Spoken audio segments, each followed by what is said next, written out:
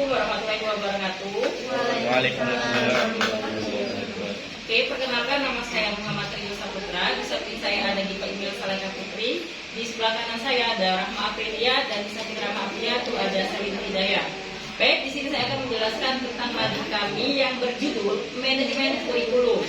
Apa sih arti dari manajemen kurikulum? Manajemen kurikulum adalah suatu penataan atau pengaturan segala aspek aktivitas yang berkaitan dengan peserta didik, yaitu dari mulai masuknya peserta didik maupun sampai keluarnya.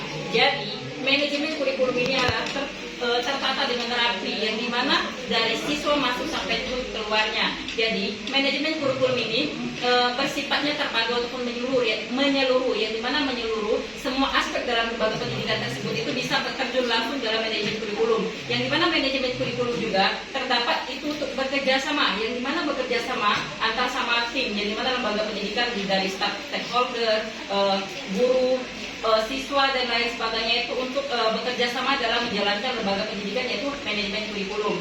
Manajemen kurikulum juga itu tujuannya untuk apa? Yang dimana tujuannya untuk apa? Manajemen kurikulum itu juga di planning dengan baik, direncanakan dengan baik, teratur. Yang dimana untuk meningkatkan efisiensi dan meningkatkan tujuan agar suatu planning yang akan kita lakukan dengan manajemen kurikulum ini tertata dengan rapi dan efisien. Oke, itu saja. Saya langsungkan ke fungsi, yaitu Salim Hidayah.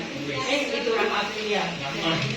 Baik, di sini dari manajemen kita ada fungsinya itu meningkatkan efisiensi pemanfaatan sumber daya kurikulum, meningkatkan relevansi dan efektivitas pembelajaran sesuai kebutuhan peserta didik, dan meningkatkan keadilan dan kesepakatan kepada siswa. Selanjutnya ada kelompok yang akan dijelaskan oleh Salim Hidayah. Rumusnya terdiri dari 4. Yang pertama, manajemen perencanaan kurikulum. Yang kedua, manajemen organisasi kurikulum. Dan yang ketiga, manajemen pelaksanaan kurikulum dan manajemen evaluasi kurikulum. Nah, dari keempat tulang lingkup manajemen kurikulum ini harus berkaitan antara perencanaan sampai evaluasi agar perencanaan kurikulum berjalan dengan lancar dan sesuai dengan apa yang lain. Selanjutnya saya lanjutkan misal dari Dipa. Di sini ada tujuan dan fungsi. Tujuan manajemen kurikulum ini pertama itu menjamin keterlaksanaan kurikulum secara sistematik dan terencana. Yang kedua itu meningkatkan kualitas proses hasil belajar peserta didik. Yang ketiga itu menyesuaikan kurikulum dengan kebutuhan peserta didik dan perkembangan zaman. Yang keempat itu ada mengoptimalkan sumber daya sekolah, guru, sarana, waktu, dan dana agar kurikulum dapat diterapkan dengan baik. Yang terakhir itu mencapai tujuan pendidikan nasional, itu melalui belajar mengajar yang relevan dan bermakna. Ada juga prinsip manajemen kurikulum. Yang pertama itu ada prinsip relevansi.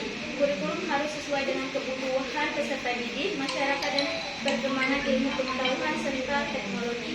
Yang kedua ada prinsip efisiensi. Pemanfaatan waktu, tenaga, dan sumber daya harus dilakukan baik mungkin untuk mencapai hasil maksimal. Yang ketiga itu ada prinsip efektivitas. Setiap kegiatan kurikulum harus benar-benar membantu tercapainya tujuan pendidikan. Baik, itulah penjelasan tentang judul kami, yaitu manajemen kurikulum.